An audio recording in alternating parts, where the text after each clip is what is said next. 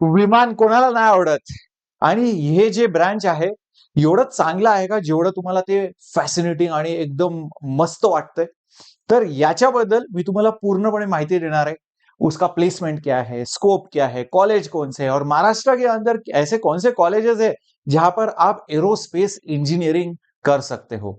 और काफी लोगों को पता नहीं होगा कि एरोस्पेस, एरोनॉटिकल, एस्ट्रोनॉमिकल ऐसे भी इंजीनियरिंग के ब्रांचेस हैं। तो इनमें फर्क क्या है, ये सारी की सारी जानकारी इस वीडियो के अंदर दूंगा। अब देखो यार, कभी कभी ऐसा होता है ना, कोई एक ब्रांच बहुत बोरिंग होता है बट कभी कभी उसके अंदर प्लेसमेंट अच्छी हो जाती है। बट कभी कभी ऐसा लगता है यार ये ब्रांच तो एकदम बहुत बढ़िया लग रहा है, तगड़ा लग रहा है, मजा आ रहा है यार। तो कभी कभी ऐसा होता है स्कोप नहीं होता है। तो क्या ये ब्रांच भी वैसा ही है? पूरा जानकारी जो है इस वीडियो के अंदर दूंगा। वैसे भी एक बात बता दूं कि जो भीड़ जहां पर भागती है ना, उसके पीछे मत भागो आप। जैसे मेरा एक बच्चा था जिसका जे एडवांस में 100 के अंदर ऑल इंडिया रैंक था, बट उसके बावजूद काउंसलिंग के बाद उसको पता चला उसका इंटरेस्ट जो है मेटलर्जी और मटेरियल साइंस में। उसने वो ब्रांच ली। आता तो एकदम मजेत आहे, एकदम खुश है। तो ऐसा कुछ नहीं कि मेरे को यही ब्रांच चाहिए क्योंकि सब लोग ये ले रहे हैं। तो तुम अपने दिल की सुनो, अपने मन के सुनो, और ये तभी हो पाएगा जब आपके पास जानकारी होगी। तो फटाफट वेदांतु महाराष्ट्र चैनल को सब्सक्राइब कर लो, और श्रेयस सर के लिए एक लाइक बनता है। मैं हूं आपका कैप्टन श्रेयस। एनआईटी नागपुर से मैंने अपना बीटेक किया और रिसर्च किया आईआईटी बॉम्बे से।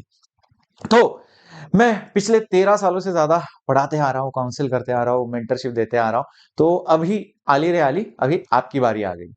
चलिए सबसे पहले जानते हैं एरोस्पेस इंजीनियरिंग के बारे में। एरोस्पेस जो है ना, एकदम भगवान वाला ब्रांच है, मतलब एकदम मदर ब्रांच। याच्यात आहे ना सगळं काही येतं, एस्ट्रोनॉमिकल, एरोनॉटिकल, सगळं काही। अब ये एरोस्पेस के अंदर सब कुछ करते हो आप। एरोप्लेन का डिजाइन से लेके कि कैसा दिखना चाहिए, क्या मटेरियल यूज होना चाहिए, कि ये कैसा मैन्युफैक्चर होना चाहिए, कैसा मतलब इसका पूरा पार्ट्स एक साथ असेंबल होगा, और फिर इसके बाद में एक बार बन जाता है ना, बहुत कॉस्टली होता है विमान, ऐसा एकदम 10-12 लाख में नहीं आता है, बहुत करोड़ों में होता है। तो उसको 20-30-40 साल भी चलाते हैं। तो उसको मेंटेन करने आना चाहिए। तो मेंटेनेंस डिपार्टमेंट में भी मतलब काफी कुछ मतलब इंजीनियर्स की जरूरत पड़ती है, एरोस्पेस इंजीनियर्स की।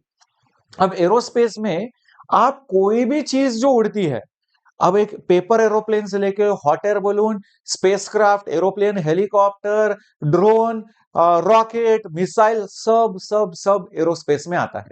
अगर वो उड़ रहा है तो मतलब एरोस्पेस। आई बात समझ में? अच्छा, बट ये जो एरोस्पेस तो एक ब्रॉडर ब्रांच हो गया। इसके अंदर सब ब्रांचेस है, वो बताता हूं थोड़ी देर में। और इसके अंदर अब चाहे वो धरती के ऊपर उड़ रहा है, या फिर पाताल लोक में जा रहा है, या फिर एकदम आकाश में जा रहा है, आउटर स्पेस में जा रहा है, सबका सब इसी ब्रांच के अंदर आ गया। ठीक है, सैटेलाइट से लेके रॉकेट, मिसाइल, सब कुछ। इसके अंदर दो ब्रांचेस आते हैं, एरोनॉटिकल और एस्ट्रोनॉटिकल। अब एरोनॉटिकल म्हणजे काय? इसके अंदर वो आता है study of aircraft. Study of aircraft जो धरती के एटमॉस्फियर पर उड़ सकता है, मतलब हेलीकॉप्टर हो गया, हॉट एयर बलून हो गया, एरोप्लेन हो गया, ड्रोन हो गया, ये सब आएगा एरोनॉटिकल इंजीनियरिंग में। तो एरोस्पेस पूरा एकदम मदर ब्रांच, एकदम सबका बाप। उसके अंदर आ गया एरोनॉटिकल इंजीनियरिंग, जो सिर्फ हवा के अंदर उड़ने वाली चीजों के ऊपर फोकस करता है। इसके अंदर सब्जेक्ट आते हैं जैसे एरोडायनेमिक, प्रोपल्शन, एयरक्राफ्ट स्ट्रक्चर वगैरह सब पढ़ते हो। ठीक है, बट एक और ब्रांच होता है एस्ट्रोनॉटिकल। अब ये सारे कॉलेजेस में नहीं होता है। एस्ट्रोनॉटिकल म्हणजे जो धरती के भी बाहर, अपने एटमॉस्फेयर के भी बाहर, आउटर स्पेस में, जैसे चंद्रयान मिशन हो गया, या फिर एक जगह से दूसरे प्लेनेट पर आपको रॉकेट भेजना है, वैसा सब चीज, सैटेलाइट हो गया, तो वो आता है एस्ट्रोनॉटिकल। एस्ट्रोनॉमी नाम सुना होगा, तारांगण वगैरह, वैसा ये एस्ट्रोनॉटिकल। ठीक है, बहुत नीच ब्रांच है। तो अगर किसी को क्लियर है कि सर मेरे को तो ऐसा इसरो का साइंटिस्ट ही बनना है, मेरे को ऐसा आउटर स्पेस वाले चीजें बहुत फैसिनेट करती है, तो एस्ट्रोनॉटिकल ले लो। सर मेरे को पता है कि जो मेन धंधा है वो ड्रोन का है, हेलीकॉप्टर का है, प्लेन का है। आजकल तो ऐसा हो गया, मैंने सुना कि एयरपोर्ट तक जाने के लिए ऐसा छोटा छोटा पॉड बनने वाला है, हेलीकॉप्टर, मिनी हेलीकॉप्टर। अब क्योंकि ट्रैफिक में फंस जाते हैं, है ना, पुणे मुंबई का ट्रैफिक तो एकदम खतरनाक है। तो आपके घर के छत के ऊपर ही वो आएगा, छोटा सा पॉड आपको पिकअप करेगा, एयरपोर्ट ड्रॉप करेगा। ऐसा टैक्सी, एयर टैक्सी वगैरह आने वाला है। तो ये सब आएगा एरोनॉटिकल। बट मेरे को पता नहीं है सर, क्लियर नहीं है, सब कुछ मेरे को अपने को ओपन रखना है, मेरे पास ऑप्शन होने चाहिए, तो मतलब एरोस्पेस लेने का। आई बात समझ में? एक और छोटा सा ब्रांच होता है, उसको बोलते हैं एवियोनिक्स। अब वो एवियोनिक्स जो है एरोस्पेस से ज्यादा नहीं है, बट इलेक्ट्रॉनिक्स एंड इंस्ट्रूमेंटेशन से ज्यादा रिलेटेड है। मतलब अभी कॉकपिट में देखा होगा, जहां पर पायलट अपना प्लेन उड़ाता है, तो वहां पर इतने सारे ऐसा ऐसा कुछ तो भी गेज इंस्ट्रूमेंट ऐसा ऐसा हिलते डुलते नजर आएगा, तो वो है इंस्ट्रूमेंट्स। बहुत सारे इंस्ट्रूमेंट्स होते हैं, और वो इंस्ट्रूमेंट्स का जो ब्रांच आता है वो आता है एवियोनिक्स। ठीक है, तो वो एक अलग डिपार्टमेंट हो गया, बट उसमें इलेक्ट्रिकल, इलेक्ट्रॉनिक्स, मैकेट्रॉनिक्स वो सब आ जाता है।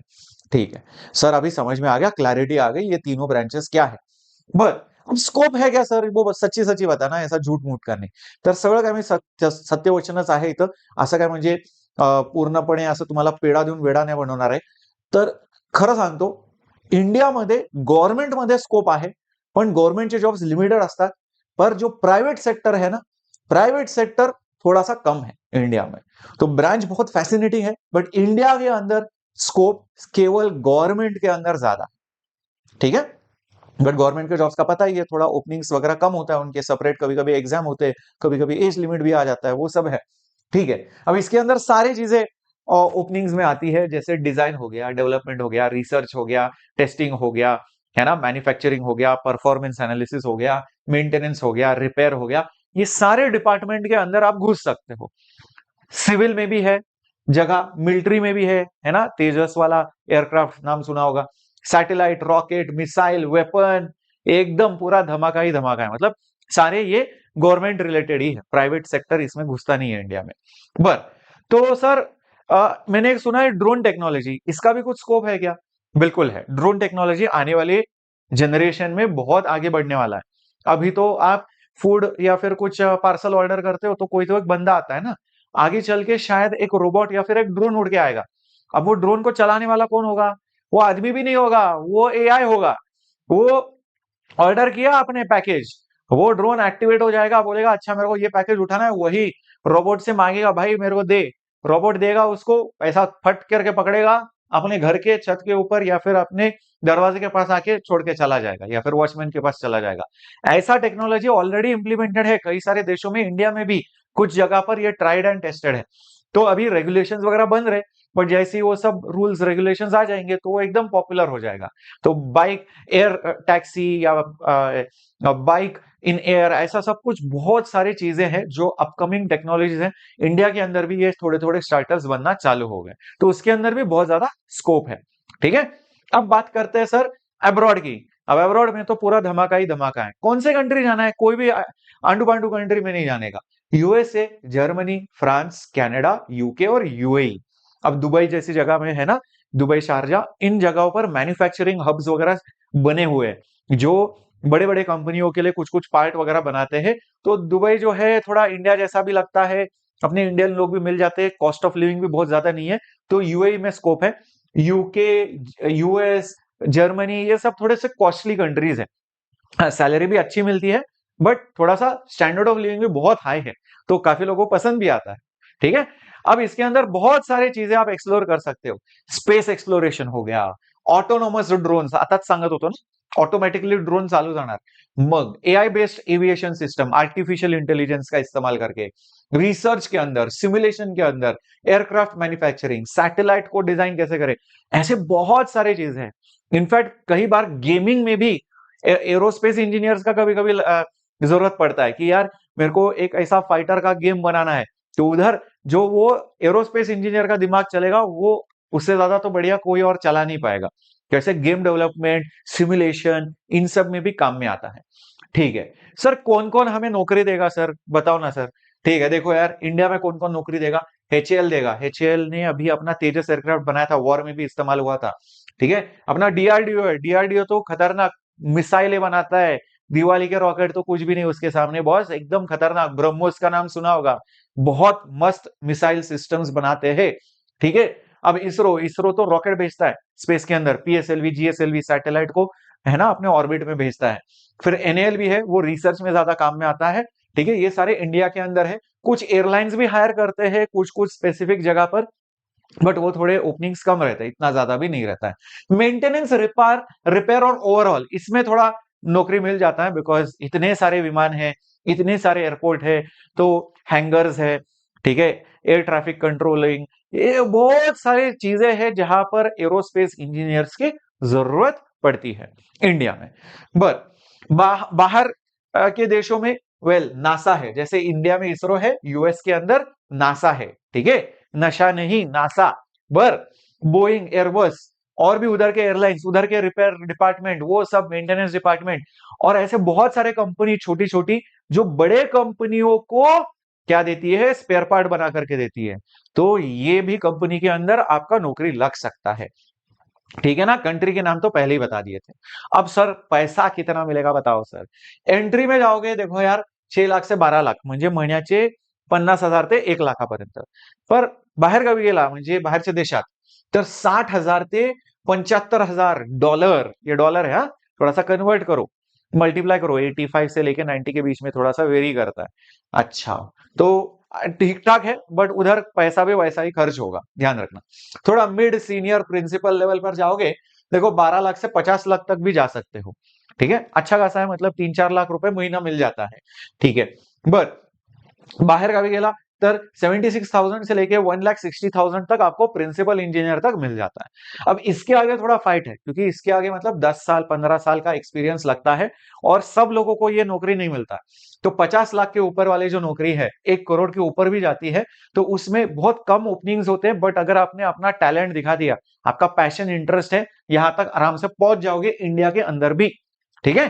बट बाहर गावी $1,20,000 से लेके $3 लाख, बहुत ज्यादा होता है $3 लाख, कन्वर्ट करके देखो, करोड़ों में चला गया ये तो इतना लेवल का भी नौकरी लग जाता है।